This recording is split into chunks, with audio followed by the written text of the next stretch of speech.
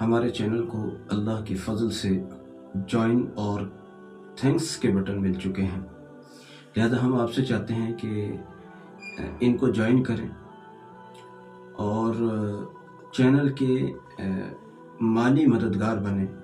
یہ بھی آپ کے لیے ایک صدقہ جاریہ ہوگا۔ بسم اللہ الرحمن الرحیم۔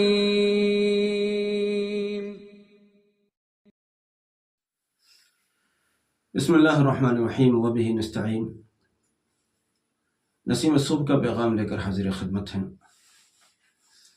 ہم دیکھ رہے ہیں کہ آج کل شاید سردی کے زمانے میں نسیم صبح کو دیکھنے والے حضرات سردی کا شکار ہو گئے ہیں، یا پھر آپ حضرات درود شریف کے فضائل یا درود شریف سے متعلق ہماری گفتگو کو سن کر تھک گئے ہیں، جس کی وجہ سے ہم دیکھ رہے ہیں کہ ویوز ہمارے دن بدن کم ہوتے چلے جا رہے ہیں۔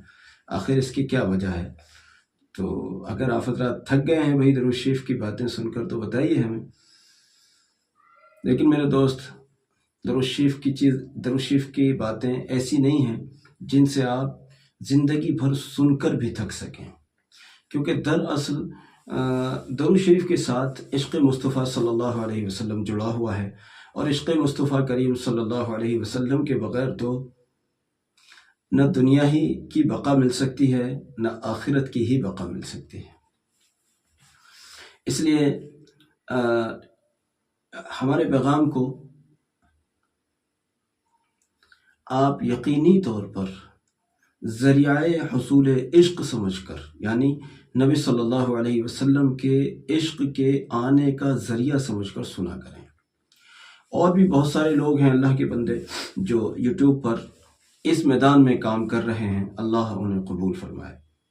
بہرحال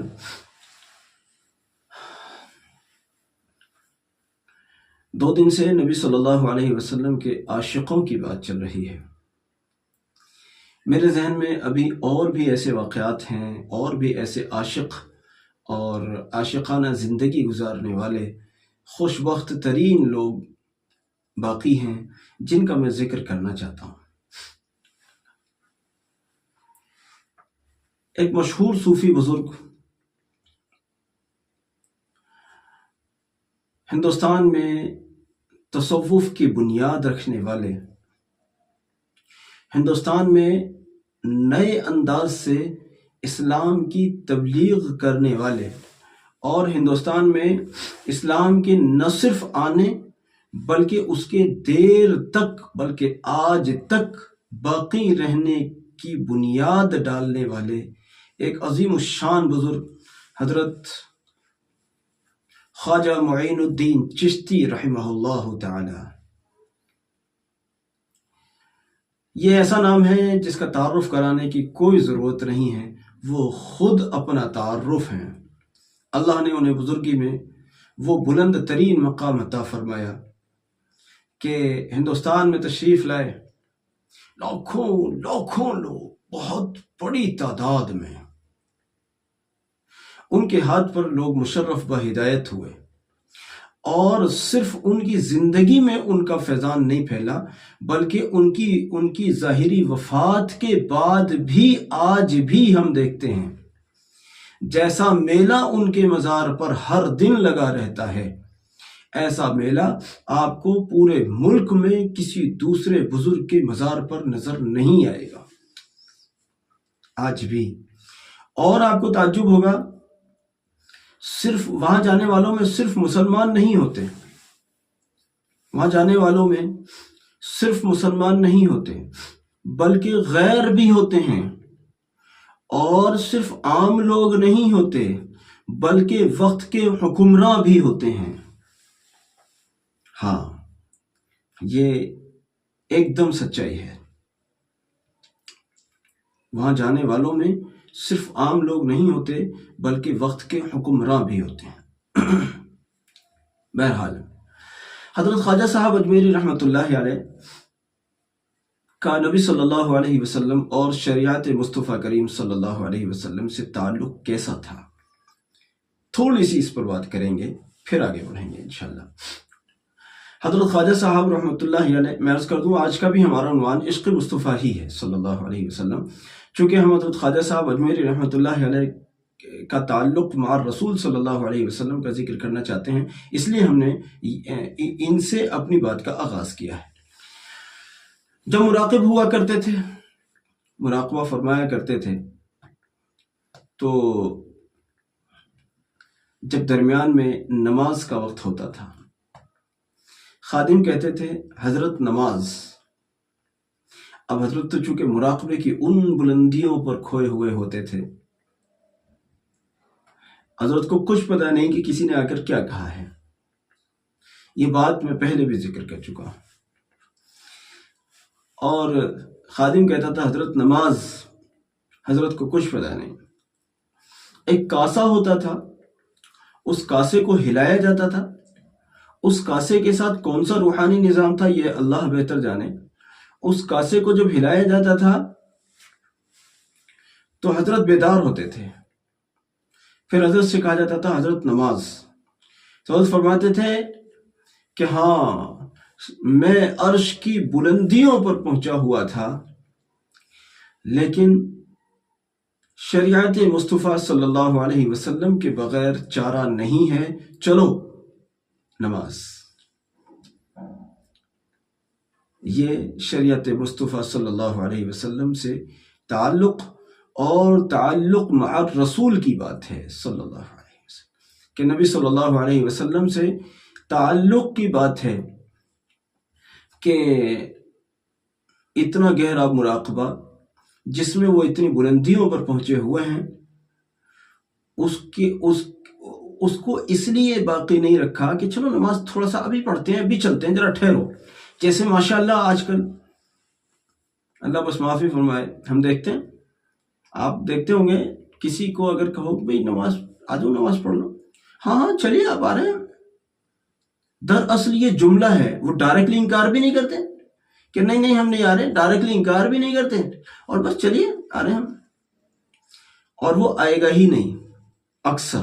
بائی دی وے کوئی آدمی ایسا کہ کسی ضروری کام میں لگا ہوا ہے، بس 2 منٹ میں اس کو ختم کر کے جلدی سے آ رہا ہوں، بائی دی وے کوئی ایسا بندہ ہوگا، ورنہ اکثر تو چلیے آپ، اور یہ چلیے آپ ہم آ رہے ہیں، اس کا مطلب یہ ہے کہ آپ چلیے ہم نہیں آ رہے ہیں، اس کا مطلب یہاں یہ ہے، اللہ معاف فرمائے۔ اور یہ مسلمانوں کے جملے ہیں، یہ مسلمانوں کے جملے ہیں، یہ مسلمانوں کے جملے ہیں۔ مسجدیں خالی پڑی رہتی ہیں، یہ اہل اللہ عرش کی بلندیوں پر پہنچنے کے باوجود ان کی نماز نہیں چھوٹتی تھی، کیونکہ نماز کے بغیر کوئی شخص، ولی تو چھوڑیے، نماز کے بغیر تو اسلام بھی باقی نہیں رہتا۔ ہمارے یہاں ایک بیماری ایسی ہے، اللہ معاف کرے، وہ بیماری اس طرح کی ہے کہ انہوں نے اعلان کیا ہوا ہے یا انہوں نے سمجھا ہوا ہے کہ ہمارے اوپر نماز معاف ہے، وہ کبھی کسی مسجد میں نظر نہیں آتے، لیکن ان کی بزرگی پر کوئی فرق نہیں پڑتا، استغفر اللہ، جبکہ نماز کے بغیر اسلام ہی باقی نہیں رہتا۔ اور اگر اسلام باقی رہتا نماز کے بغیر، یا اسلام اگر نماز میں گنجائش رکھتا، تو جناب رسول اللہ صلی اللہ علیہ وسلم تلواروں کے سائے میں بھی نماز کو نافذ نہ فرماتے۔ نماز تلواروں کے سایوں میں بھی پڑھی گئی، بھوکے اور پیاسے رہ کر بھی نماز کو نہ چھوڑا گیا، سفر اور قیام میں بھی نماز کو نہ چھوڑا گیا۔ اب کچھ لوگ سمجھتے ہیں کہ جی کوئی بات نہیں، بزرگی پر ہماری کوئی فرق نہیں پڑے گا، یہ الگ بات رہی کہ ہم کبھی جمعے کی نماز میں بھی نہیں جاتے، نعوذ باللہ من، استغفر اللہ۔ یاد رکھیے گا، یہ کھلی گمراہی ہے، یہ کھلی گمراہی ہے، یہ کھلی گمراہی ہے۔ نماز کے بغیر اسلام باقی نہیں رہتا۔ تو بہرحال ہمارے بزرگوں کا یہ عشق نبی صلی اللہ علیہ وسلم ہے، ان میں سے ایک عظیم الشان بزرگ کا میں نے ذکر کیا ہے۔ آگے چلیے، یہ تو آپ کہیں گے کہ اتنے بڑے ولی، اتنے بڑے اپنے وقت کے اتنے بڑے شیخ و شیوخ کا ذکر کر دیا ہے۔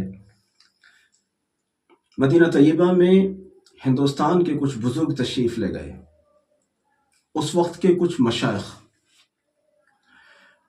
اب یہ حضرات جب وہاں پہنچے تو میرے خیال سے اس وقت میں یہ ہوٹل والا نظام جو آج کل ہوٹل کا نظام ہے وہ نظام شاید نہیں رہا ہوگا.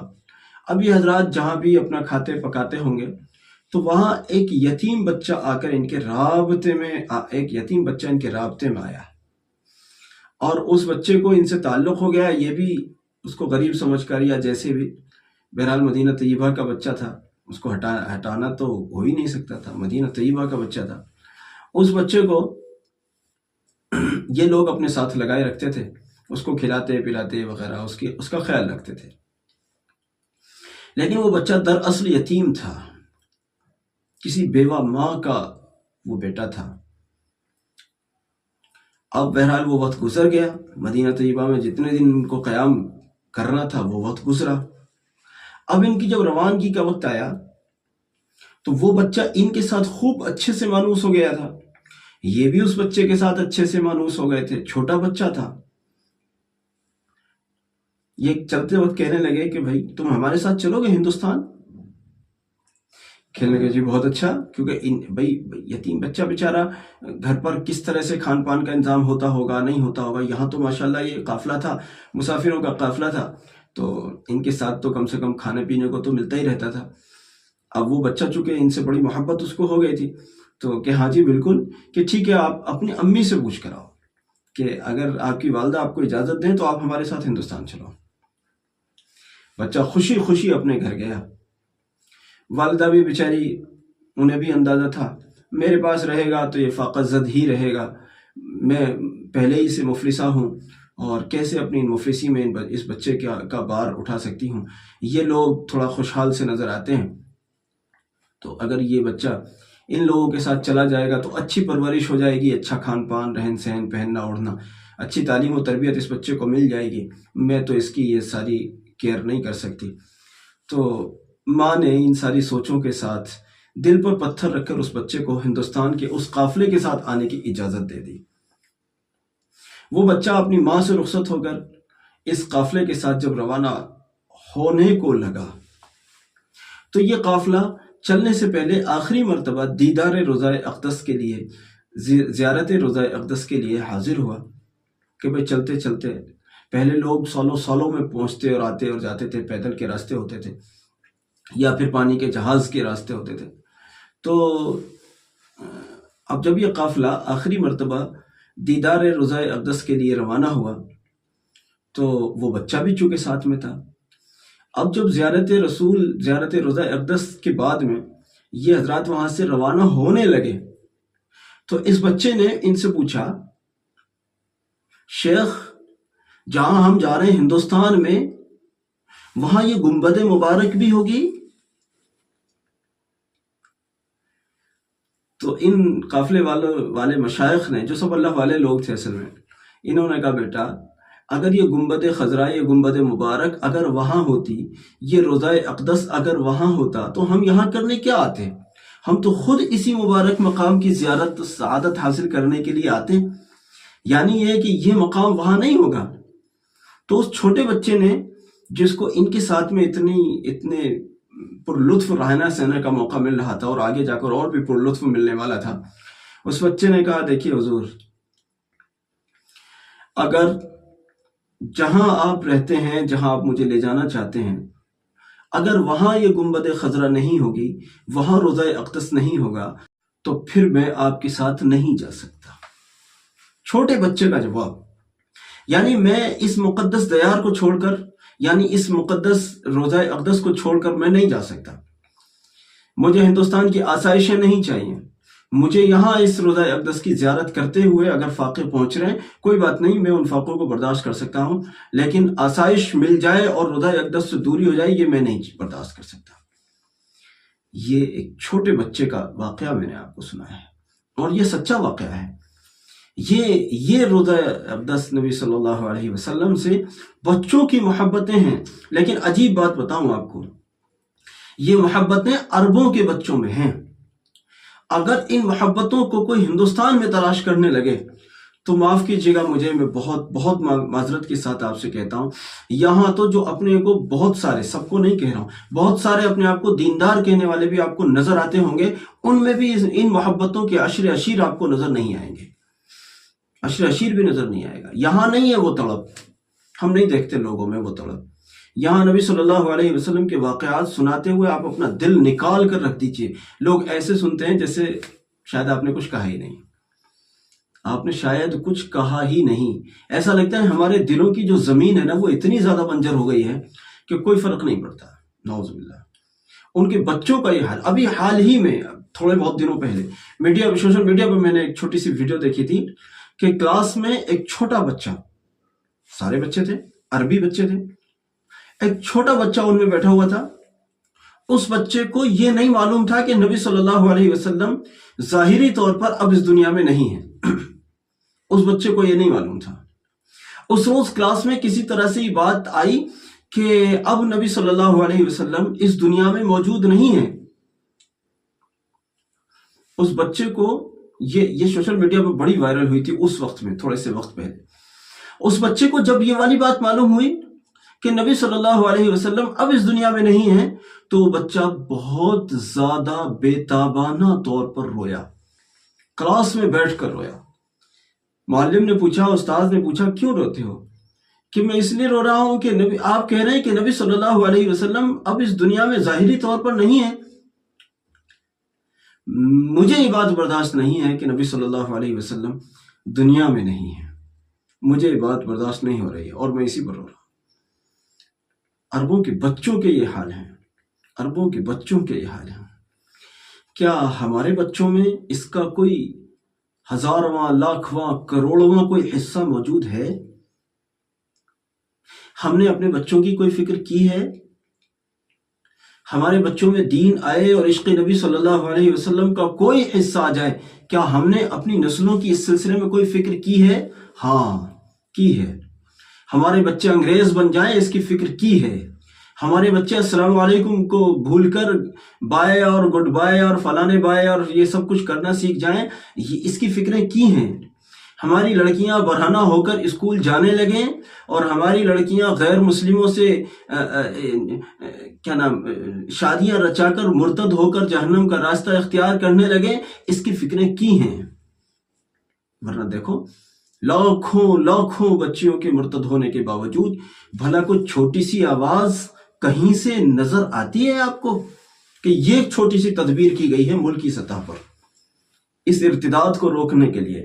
بلا رہا ہوں میں علماء کو بھی، بلا رہا ہوں میں سیاستدانوں کو بھی جو قوم کے ہمدرد کہتے ہیں اپنے آپ کو، بلا رہا ہوں میں ان پڑھے لکھوں کو بھی، اور بلا رہا ہوں میں قوم کا درد رکھنے کا دعویٰ رکھنے والے تمام طبقات کو.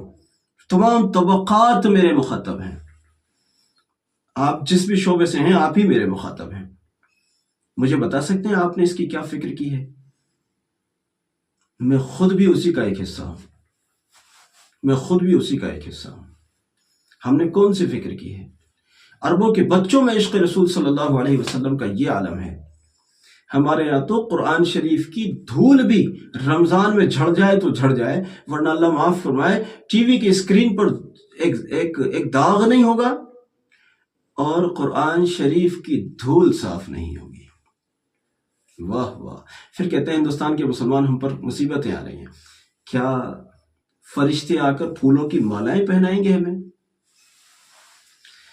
جب ہم اتنا ذلتوں کے دہانوں میں پہنچ گئے ہوں، بے دینی کو گلے سے لگا لیا ہو، اس وقت فرشتے آ کر پھولوں کی مالائیں پہنائیں گے ہمیں؟ ایسا شاید ہم خواب دیکھتے ہیں. میرے دوستو، میں اصل میں اتنی ساری باتیں کہنے نہیں بیٹھا تھا، میں کہنے تو کچھ اور ہی بیٹھا تھا، لیکن جب اپنی گفتگو جب شروع ہوتی ہے تو بعض اوقات موضوع سے ہٹ جاتی ہے. میں نے کوشش تو کی ہے کہ میں موضوع سے نہ ہٹوں، لیکن کچھ باتیں میرے موضوع سے ہٹ کر میرے آج کے اس درس میں شامل ہو گئی ہیں، لیکن بہرحال بے محل نہیں ہیں. میں آپ سے کہنا چاہتا ہوں، آپ کے ضمیر کو، سوئے ہوئے مردہ ضمیر کو، میں آپ سے چاہتا ہوں کہ آپ کم سے کم عشق مصطفیٰ صلی اللہ علیہ وسلم سے جہاں اپنے دل کو آباد کریں، وہیں اپنی نسلوں میں بھی اس تحفے کو تفویض کریں. آپ کی نسلیں بھی مصطفیٰ کریم صلی اللہ علیہ وسلم کے عشق کے رنگ میں رنگی ہوئی ہوں، آپ تہجد پڑھ رہے ہیں اور آپ کا بیٹا فجر بھی نہیں پڑھ رہا ہے، آپ لاکھوں کی تعداد میں اگر درود شریف پڑھ رہے ہیں اور آپ کا بیٹا نماز میں بھی درود شریف پڑھنے کو تیار نہیں ہے، تو یہ بہت افسوس کی بات ہے۔ آئیے ہم جہاں اپنے دلوں کو سنواریں عشق مصطفیٰ صلی اللہ علیہ وسلم کے ذریعے سے، وہیں اپنی نسلوں کی بے فکر کریں۔ اللہ رب العزت آپ کے اس عزم کو قبول فرمائے اور آپ کو اس کی توفیق عطا فرمائے۔ جزاک اللہ۔ ہمارے پیغام کو ساری امت تک پہنچانا یہ آپ کی ذمہ داری ہے۔ السلام علیکم ورحمۃ اللہ وبرکاتہ۔